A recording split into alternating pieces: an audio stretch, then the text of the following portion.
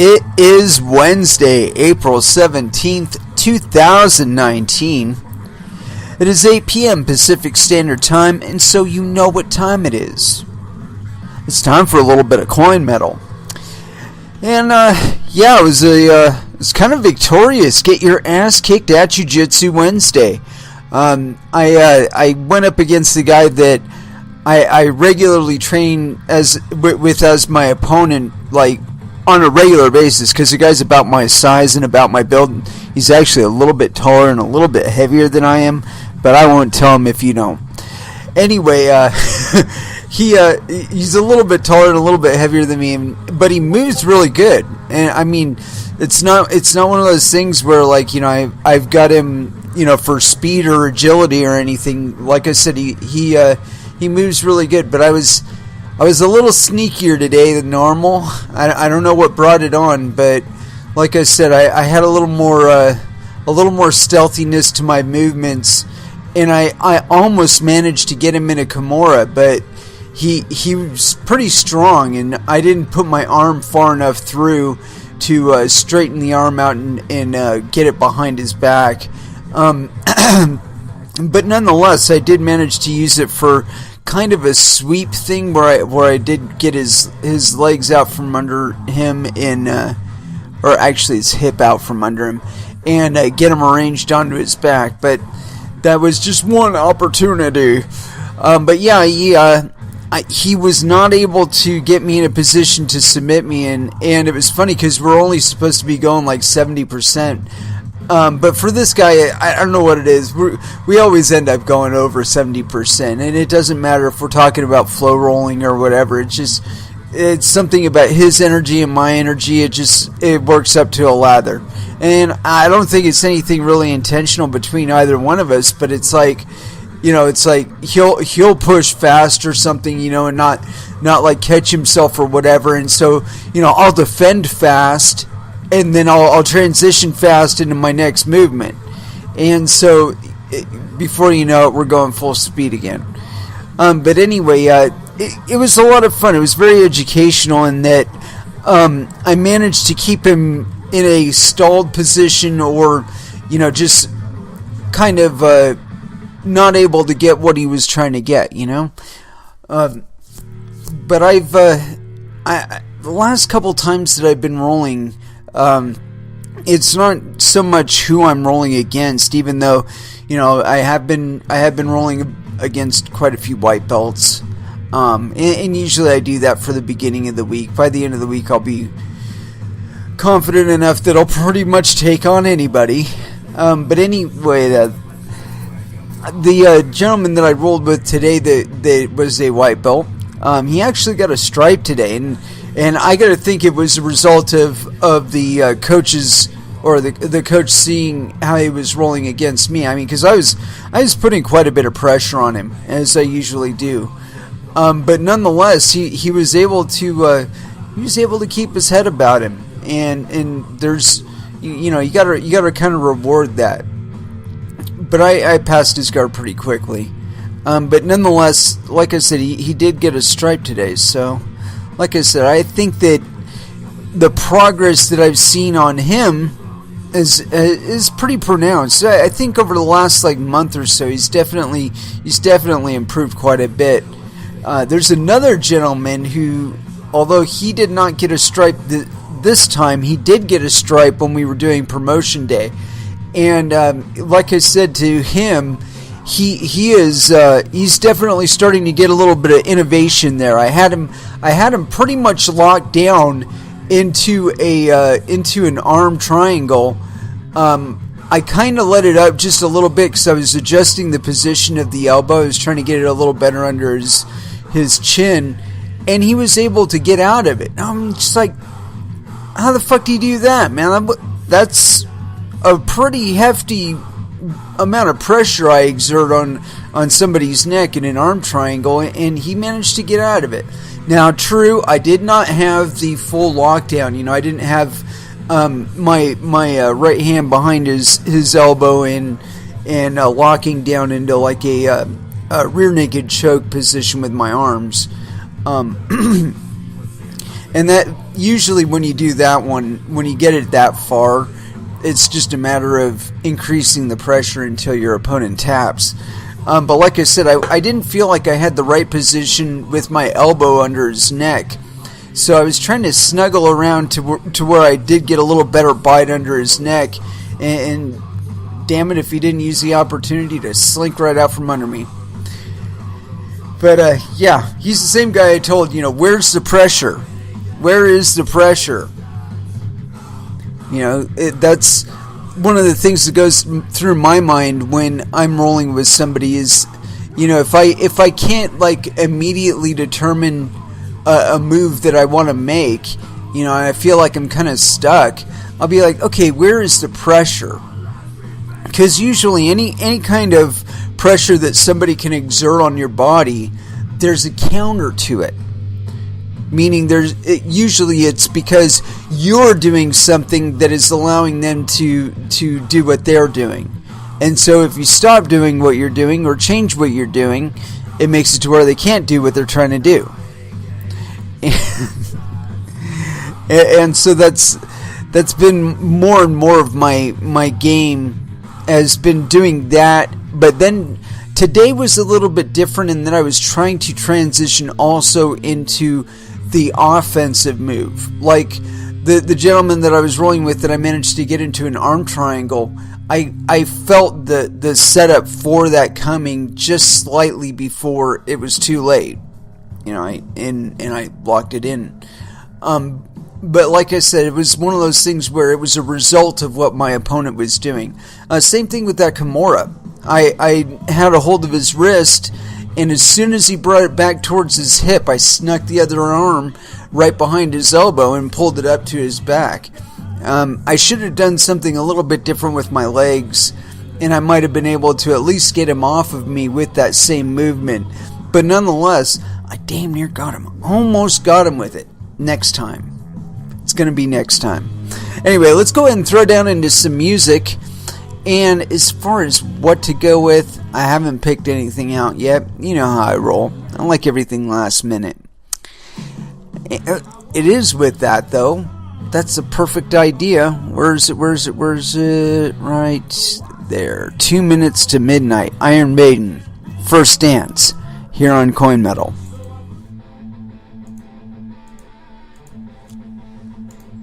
And that was Gizmachi with Voice of Reason. My apologies there.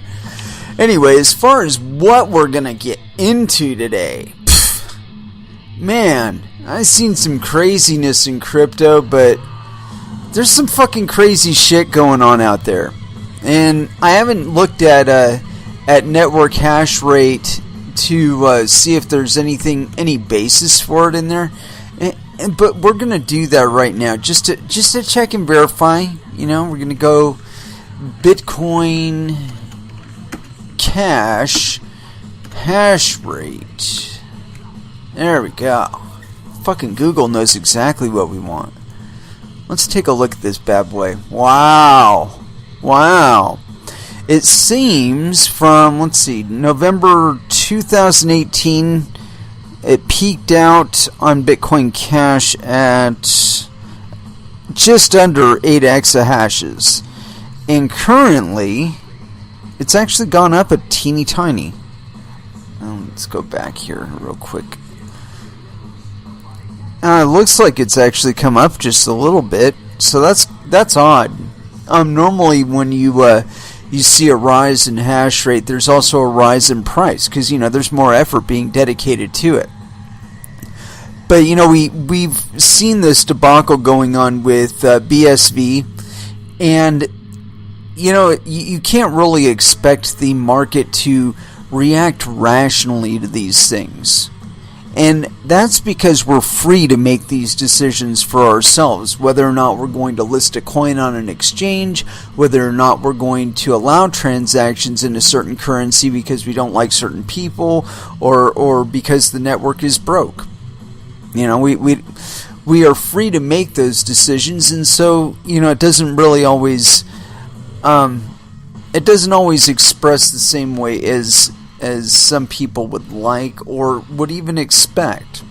But let's look at the Bitcoin Cash SV hash rate. And let's see here. There we go. I'm looking it up on CoinDance right now. And let's see where it is at. And now see, that's the thing. Bitcoin SV is showing that it's slightly down as far as network hash rate. And it did have that same peak in November. I can only assume that's corresponding with the quote-unquote hash war. But oddly enough, it's never really gotten over, almost 5 petahashes. Now see, that's weird. You know, that Bitcoin Cash, regular Bitcoin Cash, has been all the way up to almost 8 exahashes at one point. But there's all this hubbub about Bitcoin SV, and they haven't even gotten into the exahash realm. They're still in petahashes. And it's really funny because the project, or as it's been described by CSW on multiple occasions, you would think that the network would actually require more hash rate to accomplish the kinds of things that he's talking about doing. And so I don't know. I don't know how serious to take that guy sometimes. Actually, all the time. I think he kind of talks over his pay grade or whatever. I've invited him on the show. I don't think he'll actually ever take it up though. I guess he's actually been deplatformed off of Twitter too. Of course, I wouldn't know because the man blocked me a long time ago. So, as far as I know, he's no longer on Twitter, I don't think. Anyway, what we're going to get into today is some kind of a weird twist, and it is, I'm sure, due to the association with Bitcoin SV, because Bitcoin SV is a fork of Bitcoin Cash. I'm sure that this is kind of like a little bit of blowover or blowback, or something to that effect. Somebody's getting blown here. Anyway, this is on ccn.com. Weird flex. OKX refuses to delist BSV. SBI Holdings delists Bitcoin Cash instead. This is by PH Medor. And we're going to check and verify something really quick. PH Medor has written since please send tips. His, yes. So yes, penis. By CCN. It seems that the crypto Twitter movement to, quote, eradicate Bitcoin SV from all exchanges has not been totally successful. In a significant blow, massive veteran exchange OKX has opted to keep Bitcoin SV on its platform, writing, according to the OKX token delisting and hiding guidance, BSV currently does not meet our delisting criteria. As such, OKX has no intention to delist BSV for the time being. As a neutral platform, OKX respects the efforts of all dedicated teams in advancing the technology of Bitcoin and has no inclination to certain technical directions. No inclination. My apologies. OKX to eat at Bitcoin SV volume. This decision follows a, quote, rigorous review by the exchange.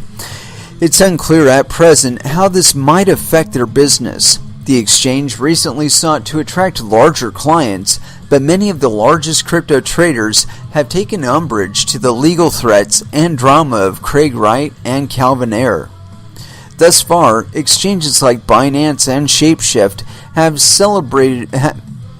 celebrated for their decision to remove the cryptocurrency. Bitcoin SV's largest market in recent times, Bitforex, is currently running a poll to decide whether it will be the next to delist Bitcoin SV.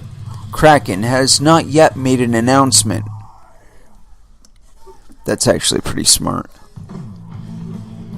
Should Bitforex delist BSV token. I'm not going to make a comment on that. SBI Holdings lashes out at BCH instead. In a strange move, Japanese exchange SBI Holdings has decided to delist Bitcoin Cash. And we're going to right click on that one too. The exchange, which does not appear to support BSV, blames losses to BCH's market capitalization as the reason for delisting and says it will have completed the delisting by the end of April. Customers will have until the end of June to withdraw their BCH from SBI's VC trade platform. Google translates the notice as saying in part, quote, "As a result, there is a high possibility that a 51% attack will be carried out on the fraudulent transaction, and the fraudulent transaction will be distributed to the record of the block generated next." If Bitcoin Cash meets these requirements, then Bitcoin SV most certainly does. The BSV fork has the lowest continual hash rate of the 3 Bitcoin versions, and it has suffered more than a 20% drop in market capitalization just since the announcement of Binance's delisting. Virtually every service provider in the industry is under some pressure to remove Bitcoin SV from its platform. Some are using it as a marketing opportunity, while others are honestly considering the implications. The strength of the anti-SV movement seems to have the majority at this point. Crypto exchanges, which have yet to choose to delist Bitcoin SV, can always do it later if customers quit in protest.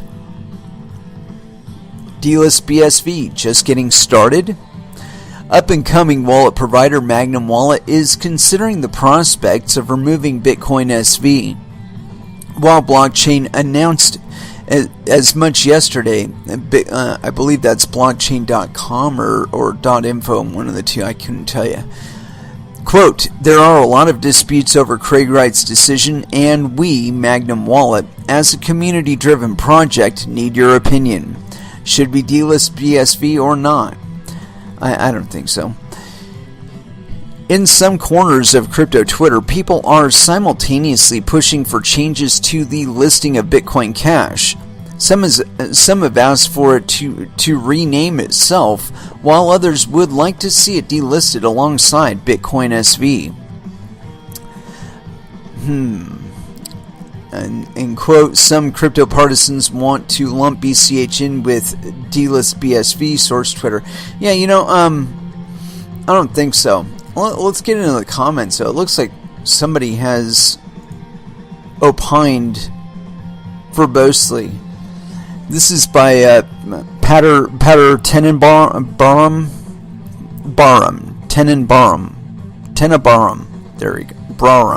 There we go.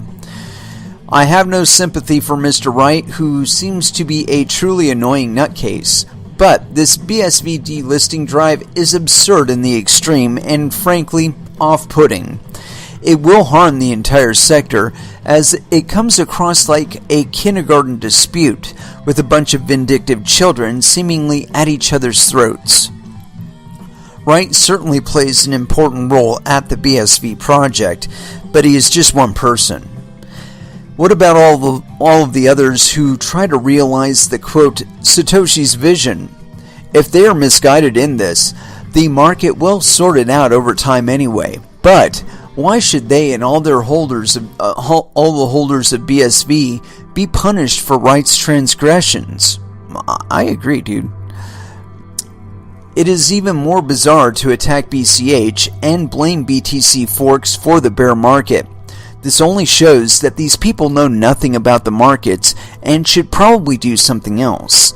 And let us not forget that the fork that produced BCH was an inevitable consequence of the BTC, quote, core team's despicable attempts to censor all dissenting opinions on SegWit and block sizes, which was apparently motivated by their personal greed, as many of them started to stand to benefit financially from the adoption of the Lightning Network. The latter is a bizarre workaround that would not even be necessary had they simply agreed to increase the BTC block sizes. If BTC transactions are slated to increasingly move off-chain, in what way will BTC still resemble a proper cryptocurrency? LN completely contradicts the main reason for creating a blockchain in the first place.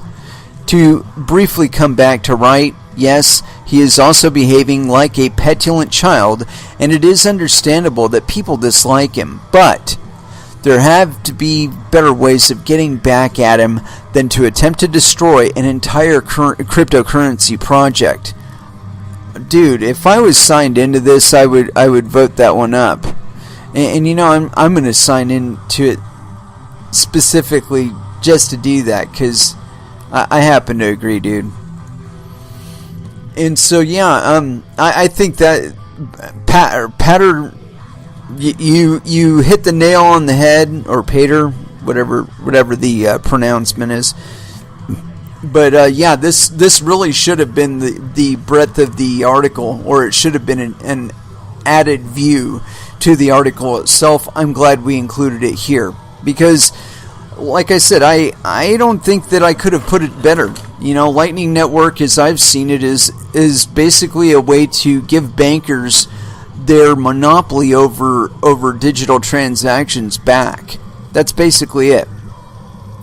It's creating a little niche where they're going to have the big ass payment channels, and Bitcoin proper will be nothing more than a settlement layer for them, because they'll be the only ones that can afford the block space. And yes, there are individuals that are involved at Lightning and at Blockstream, which stand to gain from Bitcoin shifting in that direction. But you know, I think just like Mr. Wright, that they're only a limited number of people. And while they can get others to represent their interests and to cheerlead for their interests, where the rubber hits the road, when those cheerleaders try to do their payment channel transactions, they're going to find that they're no longer able to do it. They just can't afford it. And as that becomes a bigger issue, you're going to see a growing disdain for the continued development of Bitcoin in that direction.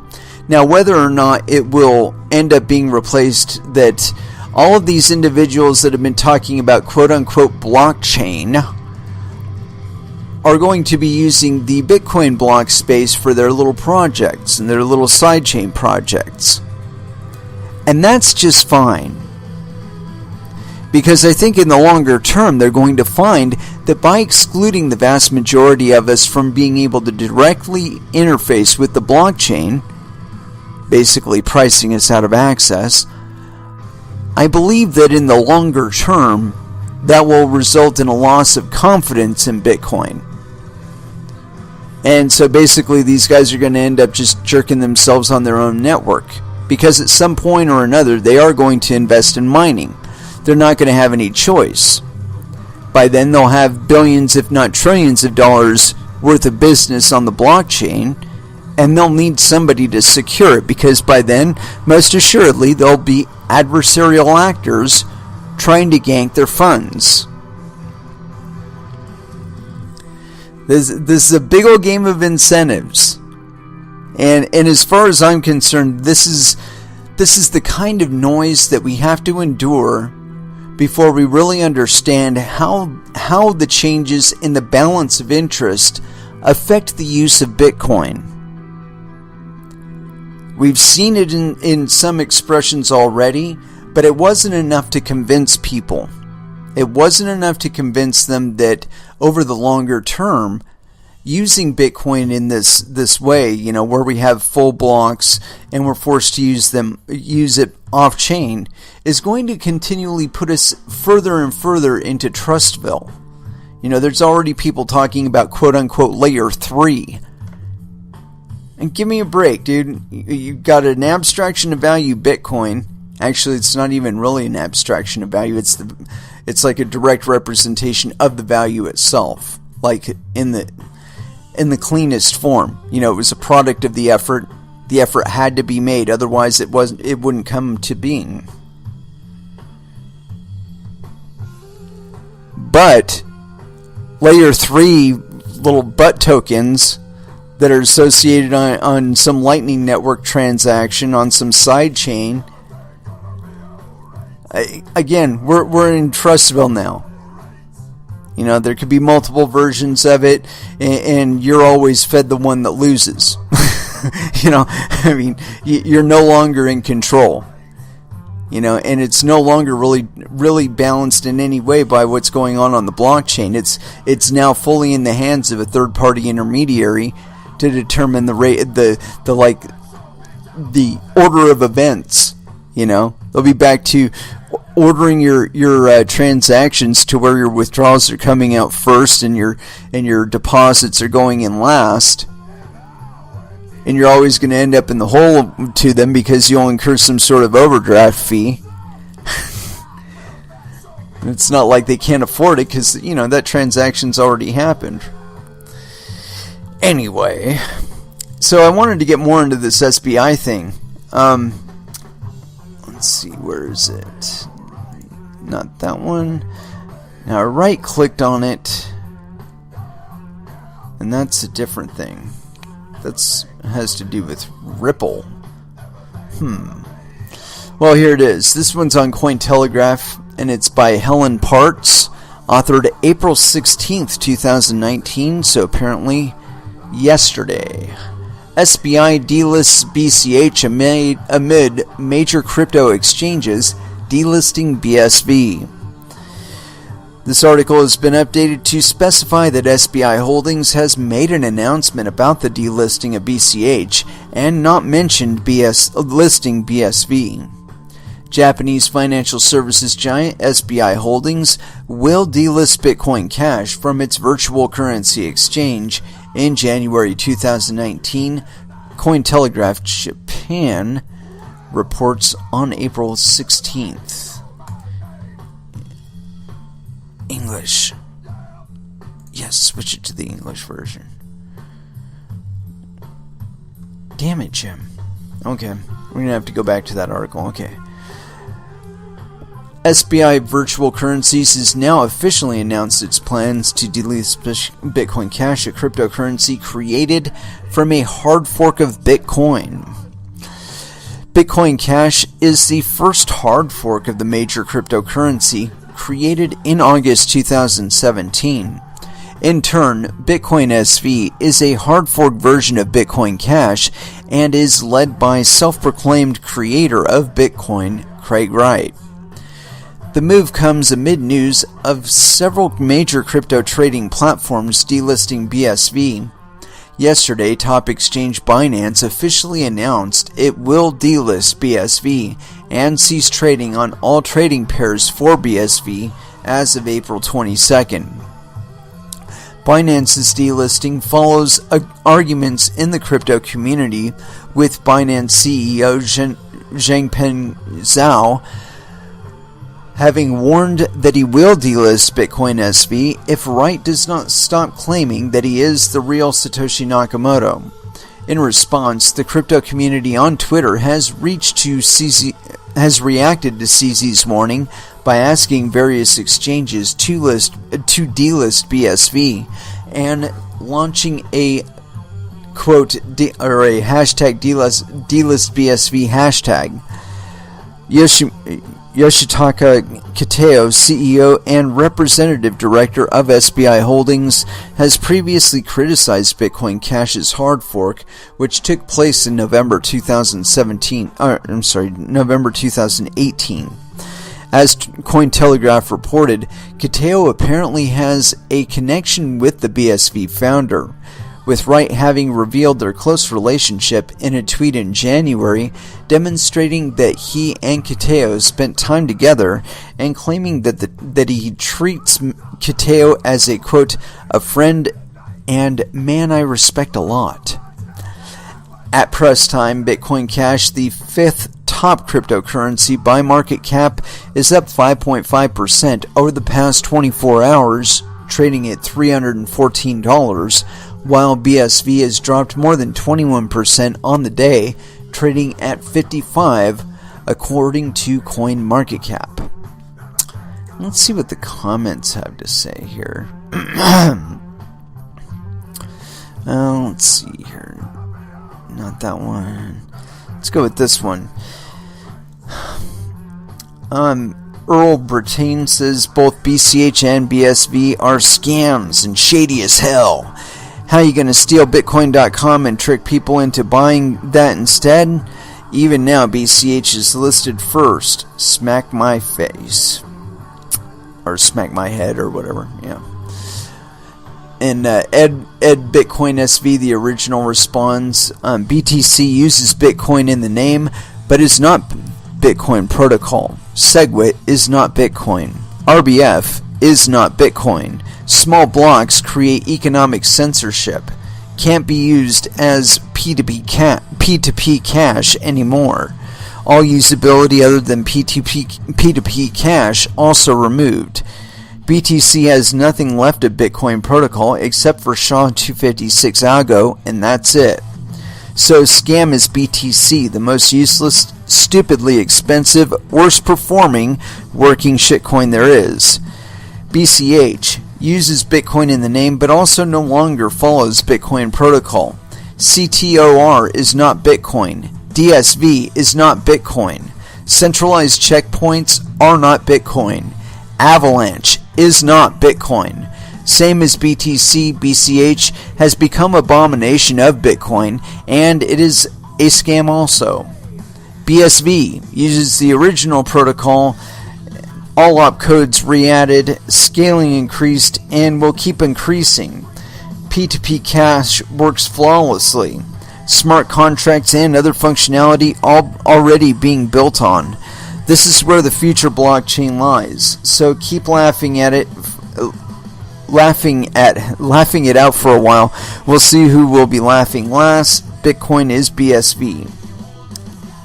Well, yeah, and Shrist Jesus says technically BCH is not the first hard fork of Bitcoin. That's absolutely true. Let's see. Welfare says BSV was never listed on SBIVC, unlike the article suggests. Yeah, that's true. I don't know. I think that the whole thing with regard to which one is the real Bitcoin, I think that's for the market at large to decide. I think if you're using legacy addresses and you're not doing all the weird bullshit with SegWit or anything like that, I think you're more or less still using Bitcoin. Now, whether or not you can use it as Bitcoin elsewhere, I really think that depends on the other people that you're dealing with. You know, if they understand what they're dealing with and how to program for it, then yes, you'll be able to use Bitcoin without the additional cruft that's been stuffed onto it. But you know, I think the bigger message should be kept in mind here that we are still free to fix Bitcoin.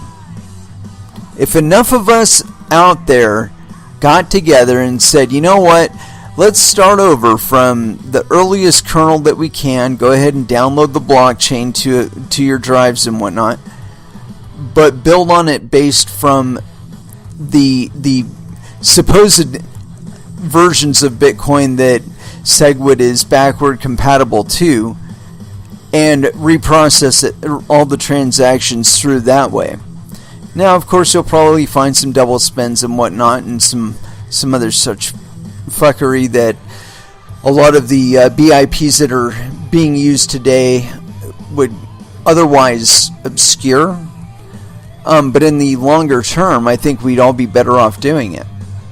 You know, I mean, even if you're not doing it for profit, you know, get together with a bunch of friends. Don't even worry about trying to get it onto an exchange, but start it up like a cryptocurrency, like Bitcoin did. You know, get some friends together on like IRC or some other some other chat medium, Telegram. There's a ton of them out there, and start developing. This space is not set in stone in any way, shape, or form. There are some people that talk about it in that sense. That we can't change anything. We can't fix anything. We got to keep running forward this way. It's a bunch of bullshit. This is one of the things about this market that makes it like it is, as free as it is that you're free to participate in it at any time you decide to. And as long as that stays true about a cryptocurrency in this space, we'll have a way out. We'll have a way through. We'll have a way over, under, around. Anyway, let's go ahead and get back into music. Yeah, very compelling. BCH getting hit along with BSV. It's, as far as I can see, it's just a confidence shake at the moment. But I think the networks remaining viable will be the big tell as to whether or not there's any real effect going forward. Anyway, let's go ahead and throw down into some music, and I think this one's kind of appropriate. Mermaider by Deathclock here on Coin Metal.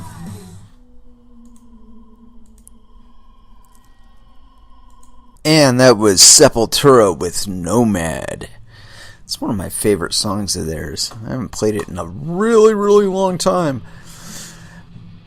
Anywho, I wanted to get a little bit further into some business here. Because we do talk about where the rubber hits the road and how that really sizes up versus all this posturing and political bullshit that we're seeing on like crypto Twitter and of course extending onto exchanges. Honestly, I feel that exchanges bowing to the pressure of people on Twitter, you're fucking stupid. No, I'm sorry, man.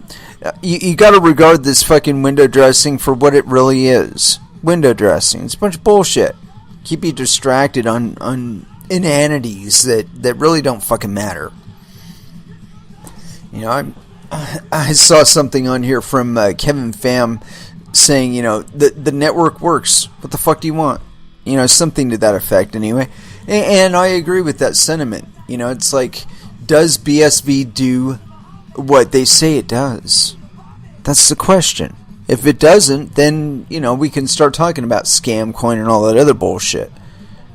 But if it does, then, we kind of got to treat it like it's still a cryptocurrency and, until the network dies.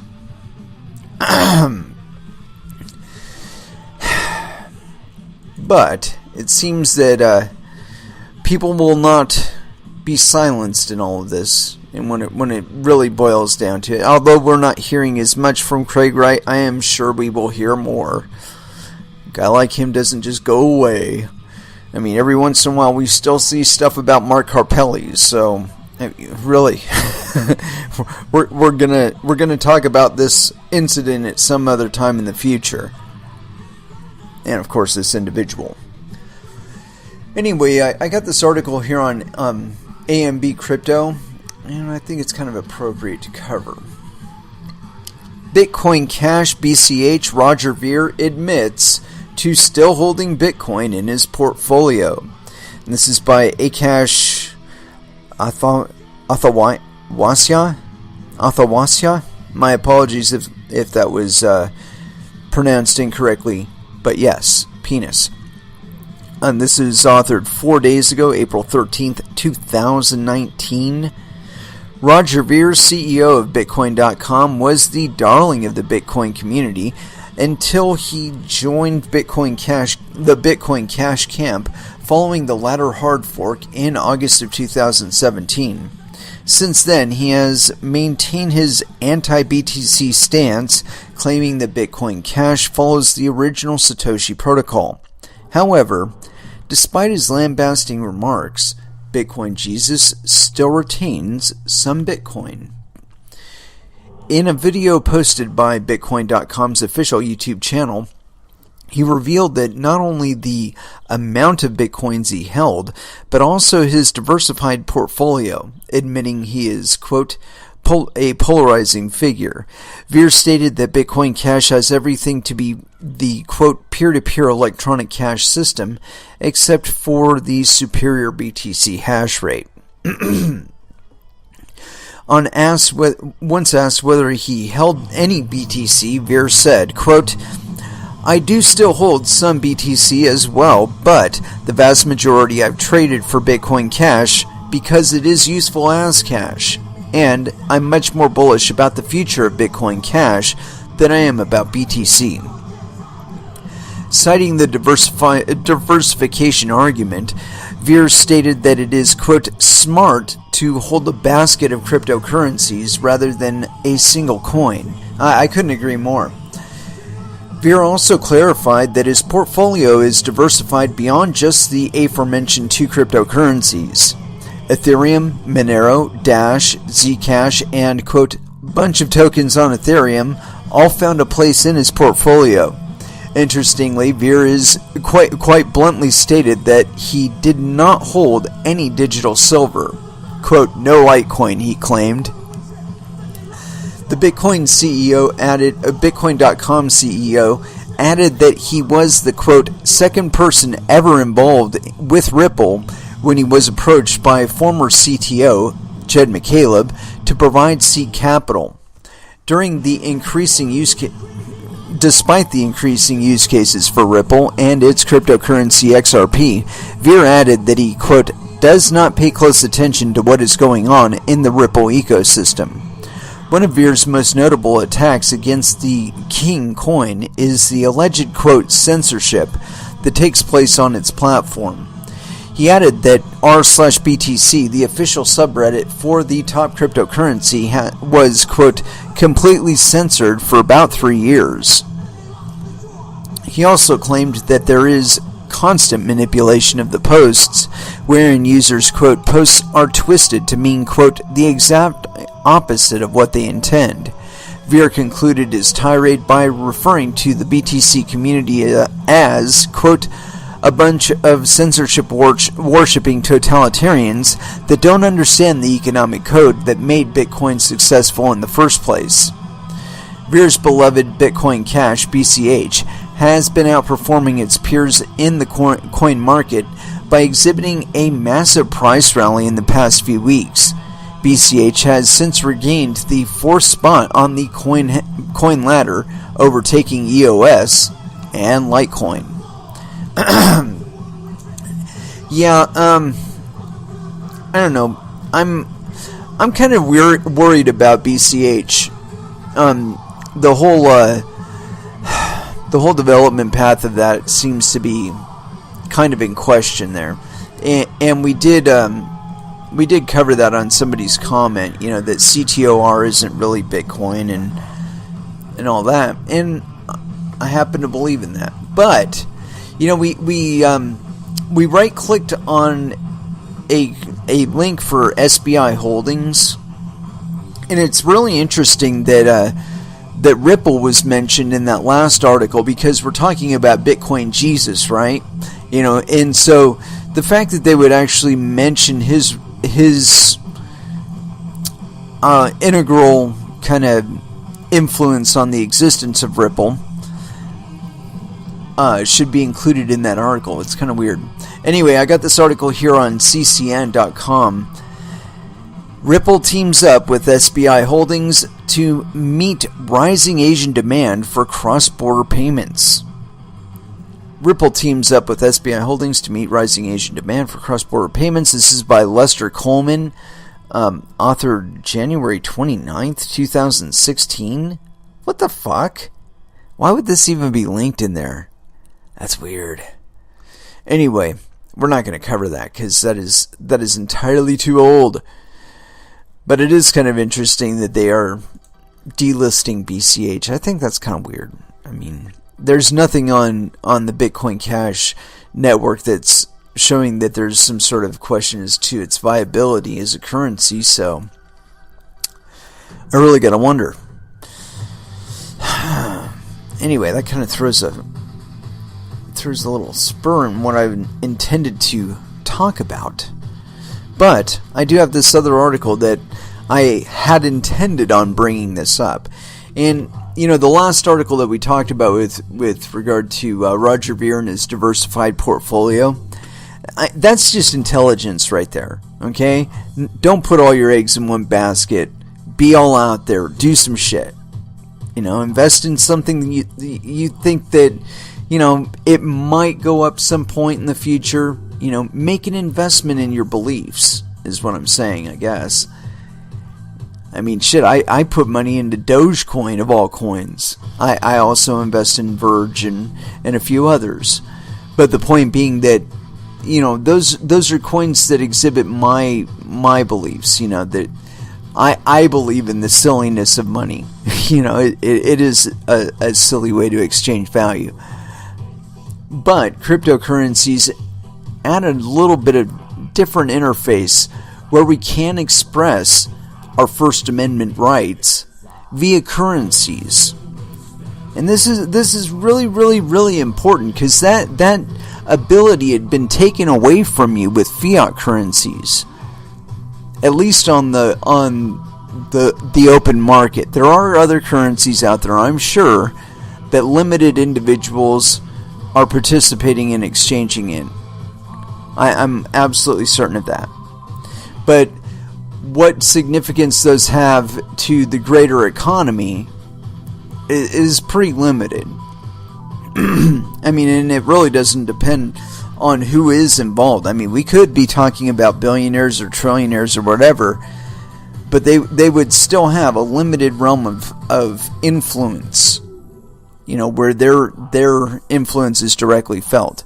And when you change who can create the influence to everybody, which is what cryptocurrencies do, even that edge of having your private little network of friends that you're transacting, it all goes away. The advantage of that goes away, because you could do it just as easily and probably even cheaper on a cryptocurrency network and in a cryptocurrency. So, the whole monetary unit thing and its ability to express our will via currency, because there's a difference between a monetary unit and quote-unquote currency, even though we wave around currency by moving around monetary value.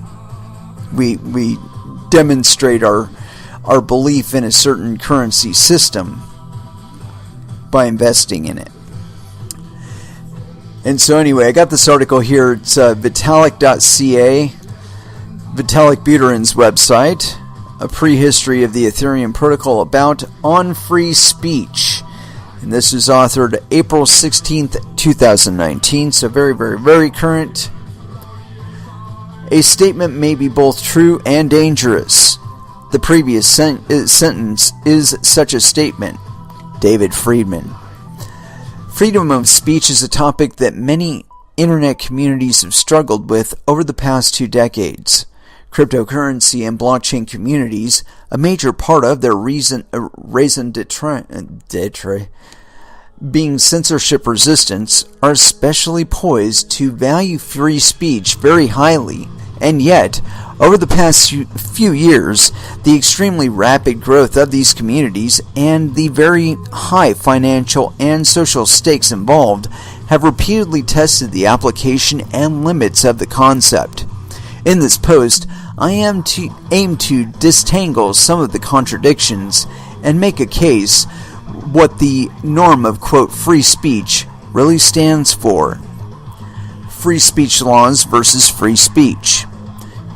A common and, in my own view, frustrating argument that I often hear is, quote, that freedom of speech is exclusively a legal restriction on what governments can act against and has nothing to say regarding the actions of private entities such as corporations, privately owned platforms, internet forums, and conferences. One of the larger examples of, quote, private censorship in cryptocurrency communities was the decision of Thymos, the moderator of our Bitcoin subreddit to heavily moderating the subreddit, forbidding arguments in favor of increasing Bitcoin blockchain's transaction capacity via a hard fork.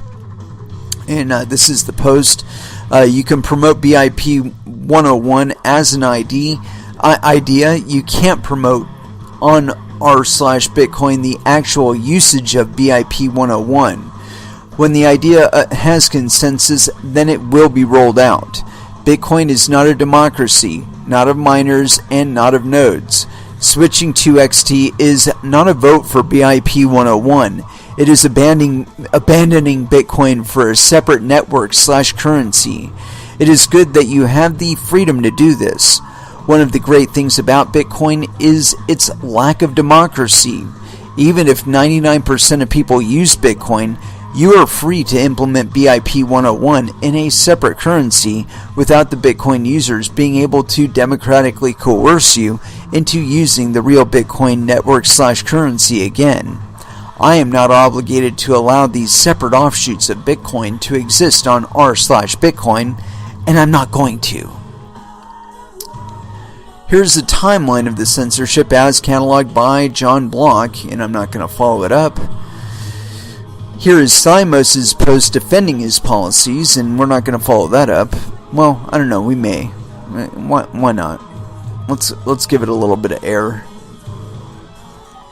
It's time for a break about the recent mess and temporary new rules. This is by Thymos 3 years ago. Unfortunately, I was on vacation this weekend, so I was unable to prevent r/Bitcoin from becoming messy. Sorry about that. I and other moderators more or less cleaned it up. Report anything that we missed. Because people are still probably in a troll-happy mood from the lack of moderation, moderation will be increased for a while. Everyone needs some time to calm down. In particular, posts about anything especially emotionally charged will be deleted unless they introduce some very substantial new ideas about the subject. This includes the max block size debate, any side, and r/Bitcoin moderation. Also, people are continuously spamming links to inferior clones of r/Bitcoin and the XT subreddit. These links will be removed, and the posters banned unless the links are remarkably appropriate for the given situation. When this sticky is removed, the rules will return to what they were previously. It is possible that some people have been or will be banned too readily due to the increased moderation. If this happens to you, mail r/Bitcoin with a justification for your actions, then wait 2 days and mail again. If there's no satisfactory recourse or response then wait 4 days and then 8/16/32. If your mail to r/Bitcoin is too high volume, we may block all further mail from you, which will make it impossible for you to appeal your ban. About XT. r/Bitcoin exists to serve Bitcoin. XT, if/when its hard fork is activated, diverge from Bitcoin and create a separate network/currency. Therefore, it and services that support it should not be allowed on r/Bitcoin. It is in the extremely unlikely event that the vast majority of the Bitcoin economy switches to XT, and there is a strong perception that XT is the true Bitcoin, then the situation will flip, and we will allow only submissions related to XT. In that case, the definition of Bitcoin will have changed. It doesn't make sense to support two incompatible networks/currencies. There's only one Bitcoin, and r/Bitcoin serves only Bitcoin. Okay, we've given him enough air. Let's see.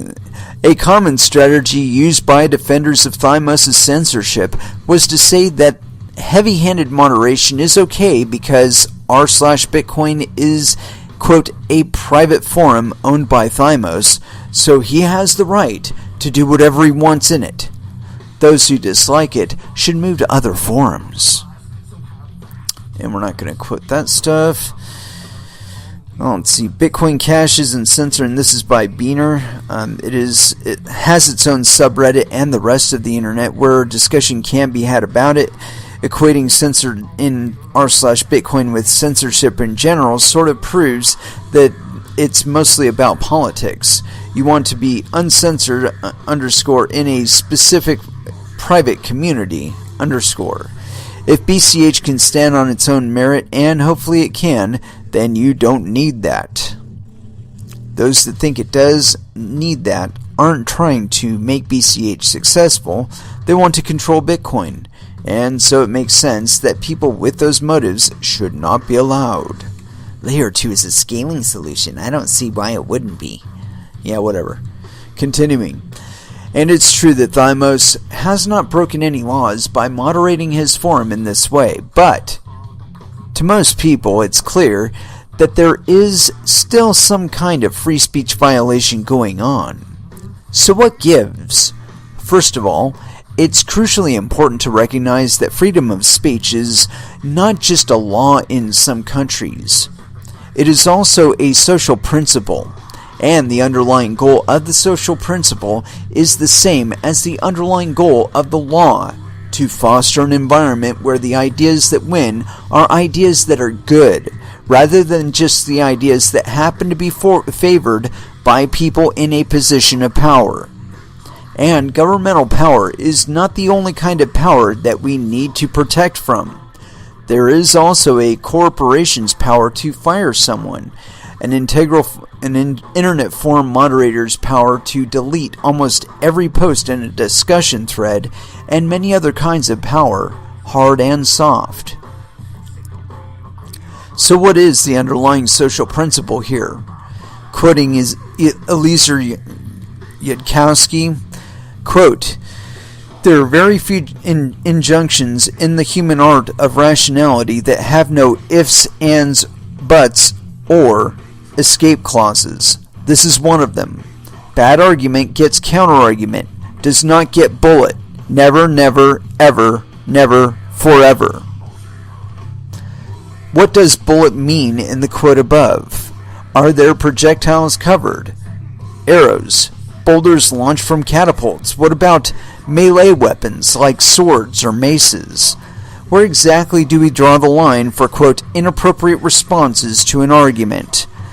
A good response to an argument is one that addresses an idea. A bad argument is one that silences it. If you try to address an idea, your success depends on how good the idea is. If you try to silence it, your success depends on how powerful you are and how many pitchforks and torches you can provide on short notice. Shooting bullets is a good way to silence an idea without addressing it. So, is firing stones from catapults, or slicing people open with swords, or gathering a pitchfork-wielding mob? But trying to get someone fired for holding an idea is also a way of silencing an idea without addressing it. That said, sometimes there is a rationale for, quote, safe spaces, where people who, for whatever reason, just don't want to deal with arguments of a particular type can congregate, and where those arguments actually do get silenced. Perhaps the most innocuous of all is spaces like eth.research, eth.research.ch, where posts get silenced just for being, quote, off topic, to keep discussions focused. But there's also a dark side to the concept of safe spaces, as Kevin White writes, quote, "This may come as a surprise, but I'm a supporter of safe spaces. I support safe spaces because I support freedom of association. Safe spaces, if designed in a principled way, are just an application of that freedom. But not everyone imagines, quote, safe spaces like that. Some use the concept of safe spaces as a sword wielded to annex public spaces and demand that people within those spaces conform to their private norms. That's not freedom of association. I'd argue that that's pretty much what happened to the development path of Bitcoin on GitHub. Continuing on. Aha! So making your own safe space off in a corner is totally fine, but there is also the concept of a public space, and trying to turn a public space into a safe space for one particular special interest is wrong. So what is a public space? It's definitely clear that a public space is not just a space owned by and or run by a government. The concept of a privately owned public space is a well-established one. This is true even informally. It is a common moral intuition, for example, that it is less bad for a private individual to commit violations, such as discriminating against races and genders, than it is for, say, a shopping mall to do the same. In the case of the r/Bitcoin subreddit, one can make the case, regardless of who technically owns the top moderator position in the subreddit, that the subreddit very much is a public space. A few arguments particularly stand out. Number one, it occupies prime real estate, specifically the word Bitcoin, which makes people consider to be the default space to discuss Bitcoin. Number two, the value of the space was created not just by Thymos, but by thousands of people who arrived on the subreddit to discuss Bitcoin with an implicit expectation that it is and will continue to be a public space for discussing Bitcoin. Number three, Thymos' shift in policy was a surprise to many people, and it was not foreseeable ahead of time that it would take place. I happen to agree with that. And if instead Thymos had created a subreddit called r/Bitcoin small blockers and explicitly said that it was a curated space for small block proponents and attempting to instigate controversial hard forks was not welcome, then it seems likely that very few people would have seen anything wrong about this. They would have opposed his ideology, but few, at least in the blockchain communities, would try to claim that it's improper for people with ideologies opposed to their own to have spaces for internal discussion. But back in reality, Thymos tried to, quote, annex a public space and demand that people within the space conform to his own private norms. And so we had the Bitcoin community blockside schism, a highly acrimonious fork and chain split, and now a cold peace between Bitcoin and Bitcoin Cash. Deplatforming. About a year ago at Deconomy, I publicly shouted down Craig Wright, a scammer claiming to be Satoshi Nakamoto, finishing my explanation of why the things he says makes no sense with the question, why is this fraud allowed to speak at this conference? Of course, Craig Wright's partisans replied back with accusations of censorship. Quote, why do we allow people like Craig Wright to speak at a conference like this? Buterin then suggested that Dr. Wright's university degrees are not real. The question was shocking enough, but more shocking was Mao publicly agreeing to this call for censorship. Censorship of others' opinions is exactly what Blockstream and Core stand accused of by many, including directly by Roger in his debate. And here was Mao in front of the entire crowd advocating for silencing of someone's voice. Did I try to silence Craig Wright? I would argue no. One would argue that this is because, quote, Deconomy is not a public space. But I think the much better argument is that a conference is fundamentally different than an internet forum. An internet forum can actually try to be a fully neutral medium for discussion, where anything goes. A conference, on the other hand, is by its very nature a highly curated list of presentations, allocating a limited number of speaking slots and actively channeling a large amount of attention to those lucky enough to get a chance to speak.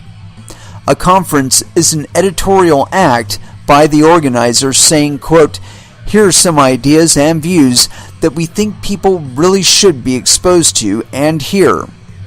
Every conference, quote, censors almost every viewpoint because there's not enough space to give them all a chance to speak, and this is inherent to the format. So raising an objection to a conference's judgment in making its selections is absolutely a legitimate act. Well, I can see that. That's kind of a legit point there. This extends to other kinds of selective platforms.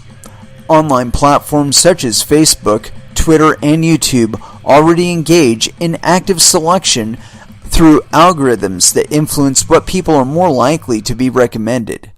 Typically, they do this for selfish reasons, setting up their algorithms to maximize engagement with their platform, often with unintended byproducts like promoting flat earth conspiracy theories.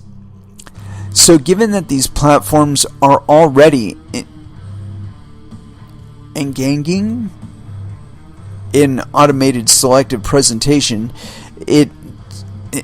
I'm assuming that's supposed to be engaging, and it's spelt wrong. So given that these platforms are already engaging in automated selective presentation, it seems eminently reasonable to criticize them for directing these same levers toward more pro-social objectives, or at least pro-social objectives that all major reasonable political tribes agree on, ergo, quality intellectual discourse. Additionally, the censorship doesn't seriously block anyone's ability to learn Craig Wright's side of the story. You can just go visit their website. Here you go, CoinGeek.com. If someone is already operating a platform that makes editorial decisions, asking them to make such decisions with the same magnitude but with more pro-social criteria seems like a very reasonable thing to do. A more recent example of this at work is the delist BSV campaign, where some cryptocurrency exchanges, most famously Binance, removed support for trading BSV, the Bitcoin fork promoted by Craig Wright. Once again, many people, even reasonable people, accuse this campaign of being an exercise in censorship, raising parallels to credit card companies blocking WikiLeaks. And there's a tweet there, but I'm not going to read it. I personally have been a critic of the power wielded by centralized exchanges. Should I oppose delist BSV on free speech grounds? I would argue no. It's okay to support it, but this is definitely a much closer call. Many delist BSV participants, like Kraken, are definitely not, quote, anything goes platforms. They already make many editorial decisions about which currencies they accept and refuse. Kraken only accepts about a dozen currencies, so they are passively, quote, censoring almost everyone. Shapeshift supports more currencies, but it does not support Spank or even KNC. So in these two cases, delisting BSV is more like reallocation of a scarce resource, attention/legitimacy, than it is censorship. Binance is a bit different. It does accept a very large array of cryptocurrencies, adopting a philosophy much closer to anything goes, and it does have a unique position as a market leader with a lot of liquidity. That said, one can argue two things in Binance's favor. First of all, censorship is a retailing against a truly malicious exercise of censorship on the part of core BSV community members when they threaten critics like Peter McCormick with legal letters. And see Peter's response. In anarchic environments with large disagreements on what the norms are, quote, an eye for an eye, in-kind retaliation is one of the better social norms to have because it ensures that people only face punishments that they in some sense have through their own actions demonstrated they believe are legitimate. Furthermore, the delistings won't make it that hard for people to buy or sell BSV. CoinEx has said that, quote, they will not delist and I would actually oppose second-tier anything-goes exchange delisting. But the delistings do send a strong message of social condemnation of BSV, which is useful and needed. So there's a case to support all delistings so far, though on reflection, Binance refusing to delist because freedom would also have not been as unreasonable as it seems at first glance. It's in general absolutely potentially reasonable to oppose the existence of a concentration of power, but support that concentration of power being used for purposes that you consider pro-social as long as that concentration exists. See Brian Kaplan's exposition on reconciling supporting open borders and also supporting anti-Ebola restrictions for an example in a different field. Opposing concentrations of power only requires that one believe those concentrations of power to be on balance harmful and abusive. It does not mean that one must oppose all things that those concentrations of power do. If someone wants to make a completely permissionless cross-chain decentralized exchange that facilitates trade between any asset and any other asset, then being listed on exchanges would not send a social signal because everyone is listed, and I would support such an exchange existing even if it supports trading BSV. The thing I do support is BSV being removed from already exclusive positions that confer higher tiers of legitimacy than simple existence. So to conclude, censorship in public space is bad, even if the public spaces are non-governmental. Censorship in genuinely private spaces, especially spaces that are not defaults for a broader community, can be okay. Ostracizing projects with the goal and effect of denying access to them, bad. Ostracizing projects with the goal and effect of denying them scarce legitimacy can be okay. Yeah, and so really what it comes down to is personal choice. You can make legitimate arguments, or at least legitimate arguments that fit your own criteria for legitimacy, and you can make your decisions based on those. But whether or not those decisions will reflect the greater market's intent or sentiment, that's a whole different story. I think in the longer term, as long as BSV remains an active community and an active and live network, that it will be traded on some exchange, one or another. And so, this could very well represent just a buying opportunity to traders and investors out there. A 20% dip, buy the dip. I'm not making any judgment or suggestion that you buy anything. Okay? I leave that to you. That is your responsibility. Your decision to make, your responsibility. Watch out for your own bunghole. But that does mean being responsible with your funds. And that responsibility is not just in how well you secure your funds through cold wallets or whatever, but also which funds and which projects you choose to invest in. And which ones you choose to maintain and transact your monetary value with. Because those transactions that you do, those are votes of confidence for that currency. You could just as easily be using US dollars. If the market that you're trading in allows use US dollars, you could just as easily be trading in that than Bitcoin. There's plenty of US dollar pairings with other coins on exchanges.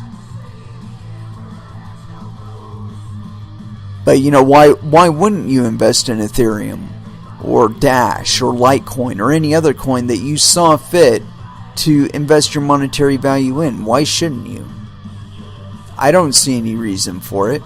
And like Vitalik said, there should be a threshold for credibility or legitimacy that coins are held to. But again, defining those should be left to the exchanges. How much risk that they're willing to tolerate on their exchange. So again, using social media campaigns to push whether or not people have BSV on their exchange, I think that's fucking ridiculous. I can't really say don't do it. I mean, if that's the way you feel, dude, please do it. I'm not out here to censor anybody either.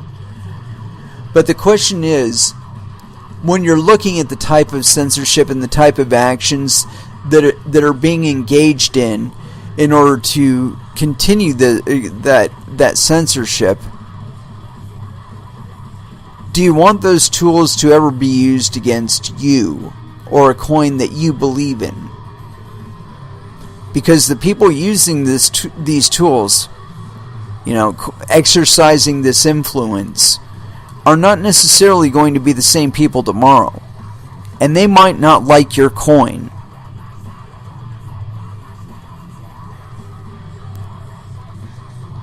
You only want tools being used out there that you could conceivably have used against yourself and not really object to. You'd be like, yeah, I did that fucking stupid thing. I did that fraudulent behavior. Please give me my fee so I can get back to trading. Anyway. But yeah, so BSV getting delisted, I think it'll be temporary. I think it's kind of silly. And as long as money is available to be made there and it is a functioning cryptocurrency, I don't think it'll go away. Anyway, let's go ahead and throw back down into some music. And we hit up some Sepultura last time. That Nomad. I haven't played that in so long. Kind of takes me back to the old days. But we haven't played any Sixth today. And so let's go ahead with it. Bland Street Bloom here on Coin Metal.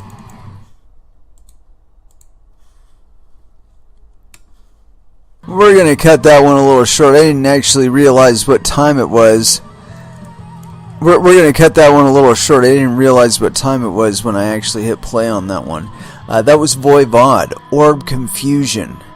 And it is with that I'd like to go ahead and close out this episode. Thank you very much for listening. I certainly do appreciate the support. We will be back again on Friday at 8 p.m. Pacific Standard Time. And so until then, I want y'all to trade safe. Do your homework. And watch out for your own bunghole, because nobody else is going to do it for you. And as far as our last dance is concerned, we're going to have to go ahead and throw down Bounce by System of a Down, if I can find it. There it is. Y'all have an excellent evening.